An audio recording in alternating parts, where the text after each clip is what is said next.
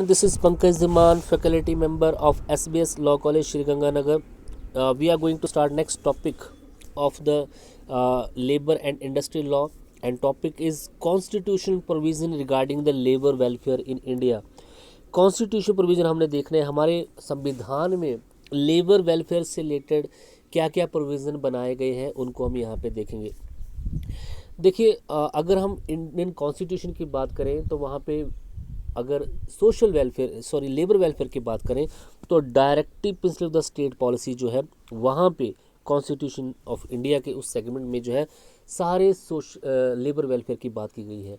Labour की जो है मैक्सिमम वहाँ लेबर को मैक्सिमम प्रोटेक्शन वहाँ पे प्रोवाइड करने की कोशिश की गई है, मैक्सिमम उनको डेवलप करने की बात जो की गई है, उनसे रिलेटेड हर एक राइट, उनकी वर्किंग कंडीशन से रिलेटेड, उनकी सेफ्टी से रिलेटेड, उनकी हेल्थ से रिलेटेड, वुमेन एम्पावरमेंट से रिलेटेड, या फिर मैनेजमेंट में पार्टिसिपेशन से रिलेटेड स्टेट को जो है बहुत ज़्यादा वहाँ पे लाइबिलिटीज़ जो है कॉन्स्टिट्यूशन ऑफ इंडिया के अंडर पार्ट 4 में डायरेक्टिव प्रिंसिपल स्टेट के अंदर देने की कोशिश जो है की गई है। उन्हीं को हम यहाँ पे जो है डिस्कस यहाँ पे करेंगे। देखिए, sovereign democratic republic has been established in India and its preamble. हमने इंडिया को क्या बनाया हुआ है? सॉवरन, संप्रभु, डेमोक्रेटिक, लोकतंत्र, रिपब्लिक, गणतंत्र, हमने इसको बनाने की कोशिश जो है की है। प्रेम्बल में ही इसकी बात की गई है। अगर आप प्रेम्बल ऑफ इंडिया को स्टडी करें वहाँ पे तो स्टार्टिंग में लिखा हुआ we are the people of India having solemnly resolved to constitute India into socialist, republic, democratic, sovereign, socialist, बड़ी सारी बातें वहाँ पे जो है की गई हैं। For social, economic and political justice has been given, और इसके अंदर जो है हर एक पर्सन को सोशल, इकोनॉमिक और पॉलिटिकल जस्टिस देने की बात की गई है। उसको सारे उसके सोशल राइट होने चाहिए, उसको इकोनॉमिक राइट होने चाहिए, उसको पॉलिटिकल राइट होने चाहिए, उसको वोट देने का राइट होना चाहिए, उसको एक एज ए कैंडिडेट उसको इलेक्ट होने का राइट होना चाहिए, उसको अरेस्ट से अगेंस्ट राइट है, उसको रिलीजन के राइट हैं, उनको इक्वालिटी के राइट हैं, फ्रीडम्स हैं, बहुत सारा है। सोशल राइट की बात जो है बेसिकली जो है यहाँ पे इकोनॉमिक राइट्स की बात जो है वो डायरेक्टिव ऑफ द स्टेट में जो है की गई है। Our constitution provides for the welfare of all section of the society including the welfare of labour. हमारे कॉन्स्टिट्यूशन में हमारी सोसाइटी का हर एक तगमा जो भी है, तमगा जो भी है उनको जो है वेलफेयर उनको प्रोवाइड करने की कोशिश की गई है। इसमें लेबर का वेलफेयर भी आता है। In chapter 4 of the constitution many provision of the labour welfare have been made in the directives of the state policy which reflect a welfare state. तो चैप्टर 4 में कॉन्स्टिट्यूशन के अंडर जो है labour welfare की बात की गई है, जो कि directive of the state policy है, बताता है कि हमारी स्टेट क्या एक कल्याणकारी राज्य जो है। Some of the main constitution provision related to the labour welfare are as follow. अब इनको जो है यहाँ पे हम स्टडी करेंगे कौन कौन से प्रोविजन की बात यहाँ पे की गई है। फर्स्ट है आपके पास प्रोहिबिशन ऑफ फोर्स्ड लेबर। तो फोर्स लेबर को हमने क्या किया है, प्रोहिबिशन यहाँ पे किया गया, और प्रोहिबिशन ऑफ फोर्स लेबर की बात तो हमने जो है पार्ट 3 और जो कि फंडामेंटल राइट में डील करता है उसके आर्टिकल 23 में बोला हुआ है। पार्ट 3 जो है इंडियन कॉन्स्टिट्यूशन का वो फंडामेंटल राइट की बात करता है। आई होप आपको पता होगा ये इन्फोर्सेबल बाय कोर्ट भी है। वहाँ पे आर्टिकल 3 जो है प्रोहिबिट करता है, constitution prohibit human trafficking and social labour.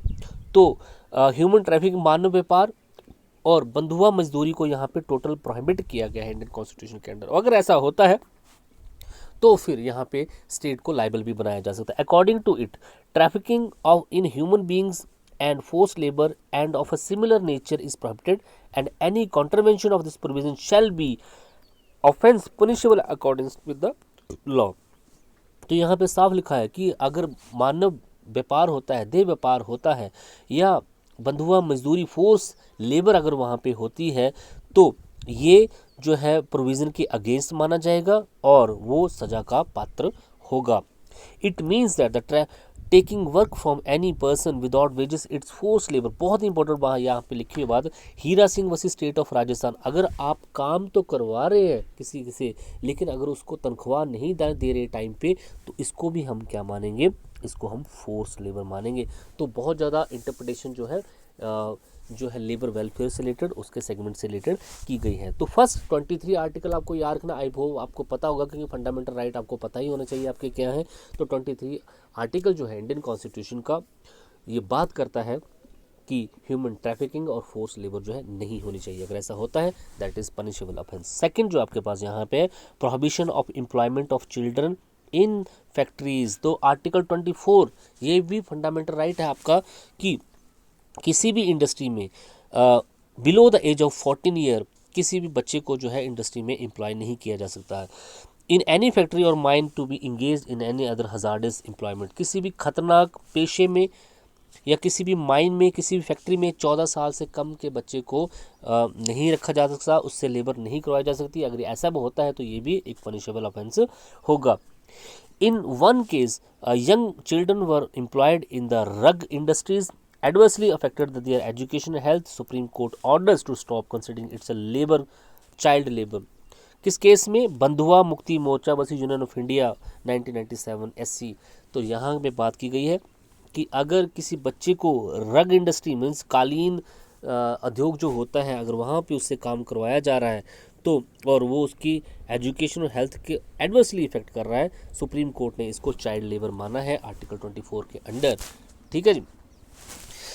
तीसरा आपके पास सोशल जस्टिस है। तो ये दो सेगमेंट जो है ये तो है आपके फंडामेंटल राइट के अंडर पार्ट 3 में, जहाँ पे फोर्स लेबर और चाइल्ड लेबर की बात जो है की गई है। अब आगे वाले जो हैं वो directive principle of the state part 4 में बताए गए हैं और जो कि इन्फोर्सेबल बाय लॉ कोर्ट नहीं है, लेकिन at the time of making law जब भी कोई लेजिस्लेशन होगी, पॉलिसी बनाई जाएगी स्टेट के द्वारा, इन प्रोविज़न को ध्यान में रखा जाएगा, ये कॉन्स्टिट्यूशन में बोला गया है। तो ये भी कहीं ना कहीं हमारे राइट्स ही बन जाते हैं। सोशल जस्टिस की बात सबसे पहले यहाँ पे की गई है। सोशल जस्टिस आर्टिकल 33 प्रोवाइड करता है custodian of social justice it has been provided that the state shall strive to. देखिए पार्ट 4 में जो भी राइट आपको मिले हुए हैं ये सभी जो है स्टेट को डायरेक्शन दी गई है कि आपको ये काम करना है for the welfare of the labour.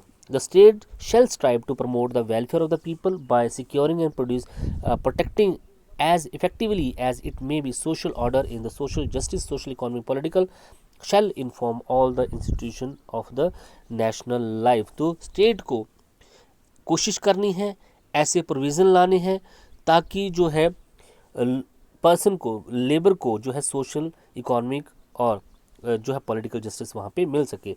The state shall in particular strive to minimise the inequalities in income. State को ये कोशिश करनी है कि जो आय में असमानताएं जो हैं, इक्वालिटीज़ जो हैं, किसी की तनख्वाह ज़्यादा होती है किसी कम होती है।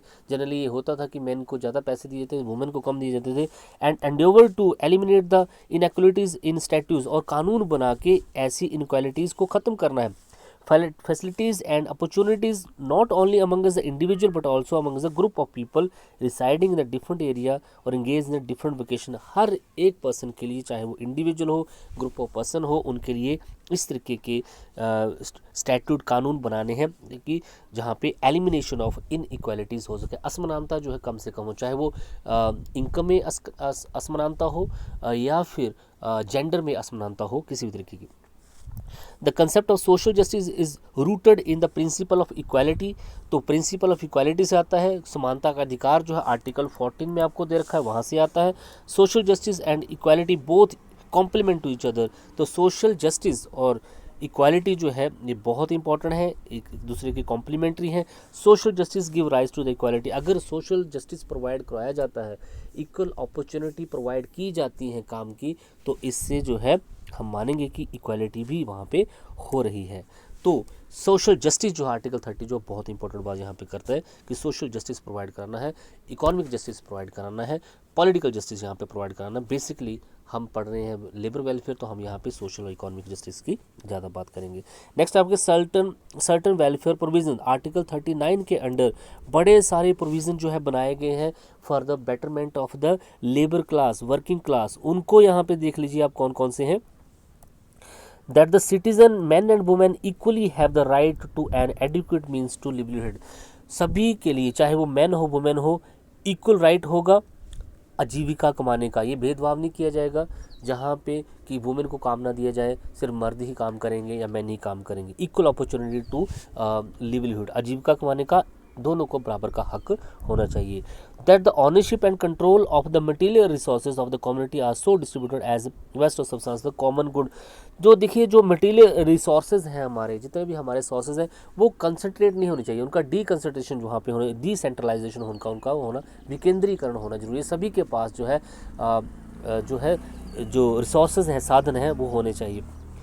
That the operation of the economic system does not result in the concentration of wealth. कभी भी स्टेट की कोशिश ये होनी चाहिए कि वेल्थ का कंसंट्रेशन ना हो, थोड़े लोगों के हाथ में सारी संपत्ति या इकोनॉमी या सारा पैसा ना आ जाए। मीन्स ऑफ प्रोडक्शन पे कॉमन डिटरमिनेंट होना चाहिए। मीन्स ऑफ प्रोडक्शन जो है, जहाँ से प्रोडक्शन की जा रही है, सभी का इक्वल इंटरेस्ट होना चाहिए। बहुत इंपॉर्टेंट बात यहाँ पे लिखी हुई कि कंसंट्रेशन ऑफ वेल्थ नहीं होना चाहिए, अमीर और अमीर नहीं होना चाहिए, गरीब और गरीब नहीं होना चाहिए, कंसंट्रेशन ऑफ वेल्थ नहीं होना चाहिए। इसी सारी संपत्तियाँ जो हैं कुछ लोगों के हाथ में नहीं आनी चाहिए। That there is equal pay for equal work for the both man and women, चाहे मेल हो या फीमेल हो, मैन हो वुमेन हो, सभी को इक्वल पे फॉर, जितना उन्होंने काम किया है उतनी उनको पे मिलनी चाहिए। That the health and strength, बहुत इंपॉर्टेंट है, health and strength of labour man and women, चाहे मैन है वुमेन है, जो किसी भी इंडस्ट्री में काम कर रहे हैं, उनकी हेल्थ का बहुत ज़्यादा ध्यान रखना जरूरी है। टेंडर एज, जो नाजुक एज होती है बच्चों की, उसको भी ध्यान रखना है और उनको अब्यूज़ नहीं करना है। That the citizen are not force by economic necessity to enter avocation unsuited to their age of strength. और सिटीज़न जो हैं वो जो हमारे नागरिक हैं, उनको जो है बेटर इकोनॉमिक कंडीशन जो है प्रोवाइड करनी है। That the children are given opportunity and facility to develop in the healthy manner and in condition of freedom and dignity of the childhood and youth are protected against exploitation and against moral material amendment. तो जो बच्चे हैं उनको opportunity देनी है कि वो अपना एक हेल्थी डेवलपमेंट अपनी कर सकें, और जो यंग हैं उनको शोषण से जो है, एक्सप्लॉयटेशन से जो है, उनको प्रोटेक्ट करना है। ये सारी चीज़ें जो है आर्टिकल 39 में जो है बोली गई हैं। The provisions of equal pay for equal work is important step in direction of providing equal opportunity of employment। तो ये बहुत ज़रूरी है कि इक्वल पे पर इक्वल वर्क होना चाहिए अगर अपॉर्चुनिटी एम्प्लॉयमेंट जो है सभी को, मैन और वुमेन को बराबर प्रोवाइड जो है की जा रही है। तो नेक्स्ट आपके पास जहाँ पे कॉन्स्टिट्यूशन प्रोविजन की बात करेंगे, right to work, education and public assistance. It is set article 41 जो है बात करता है राइट टू वर्क की। स्टेट की कोशिश होनी चाहिए कि हर एक पर्सन को वो काम प्रोवाइड कराए। देखिए बहुत इंपॉर्टेंट यहाँ पे ये है कि राइट टू वर्क हमारे फंडामेंटल राइट में हमें नहीं दिया गया है। मान सोचिए कि अगर राइट टू वर्क हमारे फंडामेंटल राइट में हमें होता तो आज सरकार को हमें काम देना उनकी जिम्मेवारी होती, क्योंकि फंडामेंटल राइट जो है वो अगेंस्ट स्टेट हमें मिले हैं और वो इन्फोर्सिबल बाय कोर्ट में है। अगर फंडामेंटल राइट के अंडर राइट टू वर्क होता, हमें काम करने का अधिकार होता, तो फिर हम उसको आगे, हमें गवर्नमेंट जो है काम प्रोवाइड नहीं कर पाती तो हम उसको कोर्ट में चैलेंज भी कर सकते थे। यही डिफरेंस है आपके फंडामेंटल राइट और directive principle of the state में। Directive principle of the state में राइट टू वर्क लिखा हुआ है कि काम करने का अधिकार जो है वो आपका अधिकार है, लेकिन ये डिपेंड करता है स्टेट की कंडीशन पे, उसके अपने रिसोर्सेज पे।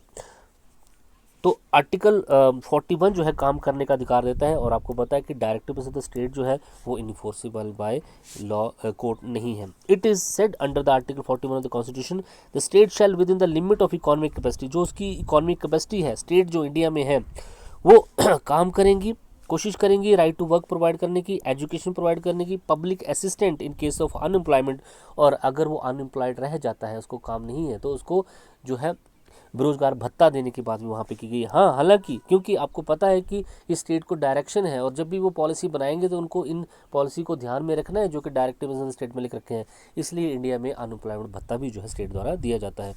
Old age, sickness and disablement in the cases of undeserved want, तो इस कंडीशन में 41 में ये सारी फैसिलिटीज जो उसको प्रोवाइड करानी है। Article 41 is a revolutionary step toward labour welfare, it is impose duty on the state. तो आर्टिकल 41 बहुत इंपॉर्टेंट है, राइट टू वर्क हमें यहाँ पे देता है। हालांकि आप इसको कोर्ट में जाके इस अधिकार को ले नहीं सकते, लेकिन जब भी स्टेट इससे रिलेटेड लॉ बनाएगी, स्टैट्यूट बनाएगी, तो इन चीज़ों का ध्यान जो है रखेगी। वो अपनी इकोनॉमिक कंडीशंस के हिसाब से हमें राइट टू वर्क देगी, हमें एजुकेशन प्रोवाइड, पब्लिक असिस्टेंस देगी, ओल्ड एज पेंशन देगी, सिकनेस और डिसेबलमेंट के केसेस में वहाँ पे कॉम्पनसेशन भी प्रोवाइड जो है करेगी। तो आर्टिकल 41 के अंडर राइट टू वर्क दिया गया है, right of education, public assistant, unemployment, तो ये सारा आपने पढ़ा। स्टेट ऑफ पंजाब वसी Jaggi Singh, the Supreme court held that the temporary employees are also entitled to minimum wage like regular तो जो टेम्पररी एम्प्लॉयज़ होते हैं उनको भी मिनिमम वेजेस मिलनी चाहिए जैसे कि रेगुलर परमानेंट एम्प्लॉयज़ को मिलती है। इसके अलावा public assistance means public assistant को यहाँ पे बताया गया है कि फाइनेंशियल असिस्टेंट जो मिलता है किसी भी पर्सन को जब वो डिसेबल्ड हो जाता है, अगर वो रिस्क एम्प्लॉयमेंट में है, जो जोखिम भरे काम है वहाँ पे परफॉर्म कर रहा है अपने काम को, अगर वहाँ पे कोई एक्सीडेंट हो जाता है, वो डिसेबल हो जाता है, उस कंडीशन में उसको जो फाइनेंशियल असिस्टेंट प्रोवाइड किया जाता है उसको पब्लिक असिस्टेंट बोला जाता है। ओल्ड, सिक एंड अदर जो डिसेबल्ड पर्सन जो है उनको जो कॉम्पनसेशन प्रोवाइड किया जाता है उसको ही फाइनेंशियल असिस्टेंट या पब्लिक असिस्टेंट बोला जाता है। Similarly the duty of imparting education has been imposed on the state, इसी तरह से एजुकेशन को प्रमोट करना भी जो है स्टेट की जिम्मेवारी है। 6 आपके पास कॉन्स्टिट्यूशन में provision related to working class, just and human condition for, working condition भी अच्छी होनी चाहिए। प्रोविज़न हैड मीन आर्टिकल 42 कि जहाँ पे लेबर से काम लिया जा रहा है वहाँ का एटमॉस्फेयर भी काम करने के लायक जो है होना चाहिए, ह्यूमन कंडीशन होनी चाहिए काम की। According to it the state shall make provision for the securing just and human condition of work and the maternity leave, और मैटरनिटी लीव भी अगर कोई वुमेन है, अगर वो प्रेग्नेंट है तो उसको बेनिफिट प्रोवाइड करने हैं। अब तो पहले 3 महीने का छुट्टी का प्रोविज़न था, अब 6 महीने 6 मंथ की मैटरनिटी लीव जो है एक वुमेन को दी जाती है और सारी सैलरी भी उसको पूरी मिलती है। तो सुधार जो है धीरे धीरे किया जा रहा है। This is an important arrangement for the labor in this provision. Following provisions has been made. Just and human condition होनी चाहिए, maternity aid भी जो है दी जानी चाहिए। Female labor if she is employed in the municipal corporation she will be entitled to maternity leave। अगर वो municipal corporation में काम कर रही है तब भी कोई बात नहीं, वो म्यूनसिपल कॉर्पोरेशन भी क्या है, लोकल अथॉरिटी है, गवर्नमेंट के अंडर आता है, उसको भी सारे वहाँ पे मैटरनिटी बेनिफिट मिलने चाहिए। इसके अलावा लिविंग वेजेस जो है प्रोवाइड करनी है। लिविंग वेजेस क्या होती है? लिविंग वेजेस का मतलब होता है, एक होती है मिनिमम वेजेस। मिनिमम वेजेस में से आप क्या कर सकते हैं, आप अपना रोटी कपड़ा और मकान की ज़रूरतों को पूरा कर सकते हैं। लिविंग वेजेस में आपका स्टैंडर्ड ऑफ लिविंग भी अच्छा होता है और वहाँ पे आपकी हेल्थ से रिलेटेड, अगर आपको कोई हेल्थ इशू होता है तो आपके पास इतने पैसे हों कि आपका जो आप जो है आपकी सैलरी जो है इनफ हो कि आप अपने मेडिकल ज़रूरतें जो ट्रीटमेंट जो है वो ले सकें और आपकी फैमिली की एजुकेशन भी पूरी हो सके, इसको हम लिविंग वेजेस बोलते हैं। तो कोशिश जो है आर्टिकल 43 में एक लिविंग वेजेस की करने की है। Provision has been made in article 43 regarding the living wages of the labour. The state shall endeavour, सरकार स्टेट को कोशिश, राज्य को ये कोशिश करनी है, देश हमारा देश इंडिया को ये कोशिश करनी है, हमारे देश में जितनी भी स्टेट्स हैं उनको ये कोशिश करनी है by suitable legislation or economic organization or any other way to all labor, agriculture, industrial or otherwise work, living wages, conditions of work, ensuring a decent standard of life, full employment, leisures and social cultural opportunity, and particular state shall endeavor to promote cottage industries and industrial or cooperative basis rule। तो यहाँ पे ये बोला गया है कि कोशिश ये होनी चाहिए कि एक लिविंग वेजेस जो है एक वर्कर को प्रोवाइड करनी चाहिए ताकि वो एक अच्छा स्टैंडर्ड ऑफ लाइफ को मेंटेन कर सके। इसके अलावा जो है वो इंजॉयमेंट ऑफ लेज़र, जो उसको आराम जो है उसको अपनी ज़िंदगी में मिल सके और वो अपनी वो सोशल कल्चर लाइफ को भी वहाँ पे जी सके। This is important. ये सारी अरेंजमेंट जो आपने ऊपर पढ़ी हैं ये सारी जो है सोशल वेलफेयर से रिलेटेड इंडियन कॉन्स्टिट्यूशन में प्रोविज़न आपने पढ़े, इससे रिलेटेड कुछ केस भी है यहाँ पे, उनको देख लीजिए। जैसे to maintain the dignity and personality of the labour participating in the economic development of the nation it is necessary to give a substance wages and provide the social security. तो जो देश के विकास में इतना इम्पॉर्टेंट पार्टिसिपेंट है, जो इतना कुछ कर रहा है देश के लिए, देश का निर्माण जो कर रहा है, उसको एटलीस्ट सब्सटेंस वेजेस और सोशल सिक्योरिटी तो मिलनी ही चाहिए।